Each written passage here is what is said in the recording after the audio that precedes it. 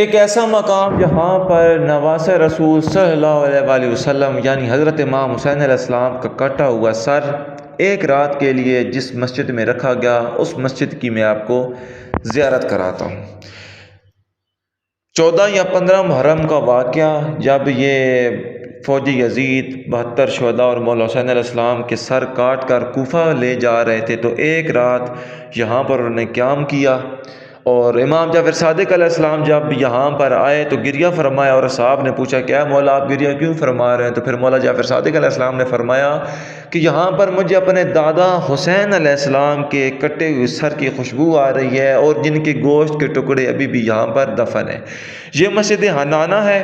حنانہ بھی اس کا نام کیوں پڑا وہ بھی بتاتا چلو کہ جب مولا علی علیہ السلام کا جنازہ نجف اشرف سے وادی اسلام کی طرف جب لے کے جا رہے تھے، تو اس دیوار نے جب مولا علی علیہ السلام کا جنازہ دیکھا تو انہوں نے جھک کے سلام کیا، اور پھر جب مولا حسین علیہ السلام کا بھی سارے در آیا اور 72 شہداء کو بھی انہوں نے سلام کیا، تو اس وجہ سے اس مسجد کا نام مسجد حنانہ پڑ گیا۔ حنانہ یعنی جھکنے والی چیز۔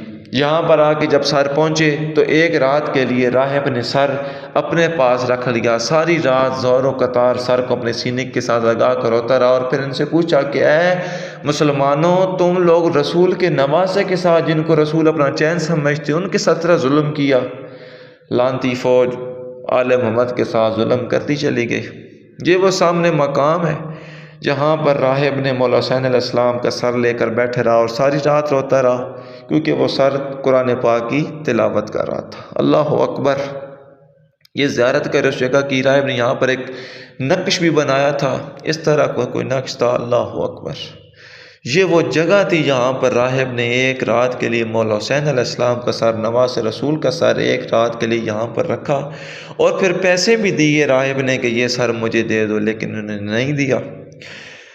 کوئی بندہ حالات کی وجہ سے نہیں آ سکتا، صحت کی وجہ سے نہیں آ سکتا، لیکن اتنا تو کر سکتے ہیں کہ جو بھی آپ کے اہل بیت کا چاہنے والے اس تک یہ ویڈیو ضرور پہنچائے، جو گھر بیٹھ کے زیارت کرے ان مقامات کی، جن کو نہیں پتہ اگر وہ آئیں تو ان مقامات پر بھی ضرور آ کے زیارت کریں۔